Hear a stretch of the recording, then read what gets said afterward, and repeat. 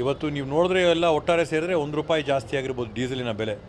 ಇವತ್ತು ಅದರಲ್ಲಿ ಕೇಂದ್ರ ಸರ್ಕಾರದ ಸೆಸ್ ಎಷ್ಟಿದೆ, ಕೇಂದ್ರ ಸರ್ಕಾರದ ಟ್ಯಾಕ್ಸ್ ಎಷ್ಟಿದೆ, ಕಚ್ಚಾ ತೈಲ ಇವತ್ತು ಅಂತಾರಾಷ್ಟ್ರೀಯ ಮಾರುಕಟ್ಟೆಗಳಲ್ಲಿ ಎಷ್ಟು ಸಿಗ್ತಾ ಇದೆ, ಇಲ್ಲಿ ನಾವು ಎಷ್ಟು ಕೊಂಡ್ಕೊಳ್ತಾ ಇದೀವಿ ಅಂತ ಹೋಲಿಕೆ ಮಾಡಿ ಕೇಂದ್ರ ಸರ್ಕಾರದಿಂದ ಹೋಗ್ಬಿಟ್ಟು ಮನವಿ ಮಾಡಿಕೊಂಡು ಅವರ ಸೆಸ್ಗಳನ್ನ ಕಡಿಮೆ ಮಾಡಿಸೋದನ್ನು ಇವರು ನಮ್ಮ BJP ಅವರು ಮಾಡಿಸಿದ್ರೆ ನಾವಿಲ್ಲಿ ಏನು ಮಾಡಬೇಕು ರಾಜ್ಯದಲ್ಲಿ ನಾವು ಅದನ್ನು ನೋಡ್ತೀವಿ.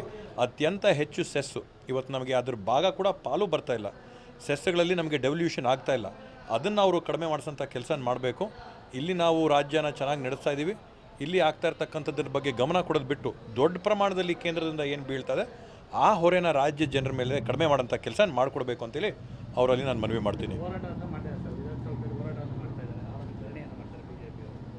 ಇವತ್ತು ಅವರು ವಿಷಯಾಂತರ ಮಾಡೋಕ್ಕೆ ಅವ್ರ ಪಾರ್ಟಿಯಲ್ಲಿರ್ತಕ್ಕಂಥ ಒಳಜಗಳು, ಕಿತ್ತಾಟಗಳು, ಬಣಗಳ ರಾಜಕಾರಣನ ಅವರು ಒಂದು ದಾರಿ ತಪ್ಪಿಸೋಕ್ಕೋಸ್ಕರ, ವಿಷಯಾಂತರ ಮಾಡೋಕ್ಕೋಸ್ಕರ ಈ ರೀತಿಯಾದಂಥ ಒಂದು ಹೋರಾಟ ಮಾಡ್ತಾಯಿದ್ದಾರೆ.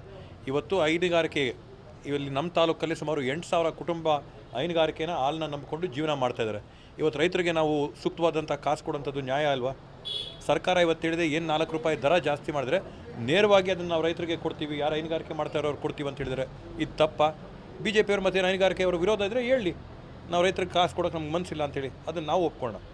ಎಲ್ಲ ರಾಜ್ಯಗಳಿಗೆ ಹೋಲಿಸಿದ್ರು ಕೂಡ ಇವತ್ತೂ ಕರ್ನಾಟಕ ರಾಜ್ಯದಲ್ಲಿ ಹಾಲಿನ ಬೆಲೆ ಅತ್ಯಂತ ಕಡಿಮೆ ಇದೆ. ಸರಿ, ಕೆಲವರು ಹಿರಿಯರಿಗೆ ಇದು ಕೋಕ್ ಕೊಟ್ಟು ಯುವಕರನ್ನ ಮತ್ತೆ ಸಚಿವ ಸಂಪುಟಕ್ಕೆ ತಗೊಳ್ತಕ್ಕಂಥ ಚರ್ಚೆ ಇವತ್ತು ನಡೀತಾ ಇದೆ. ಇಲ್ಲ, ನಾನು ಕೇಳ್ಪಟ್ಟಿಲ್ಲ, ನನ್ನ ಹೆಸರು ಕೇಳ್ಪಟ್ಟಿಲ್ಲ.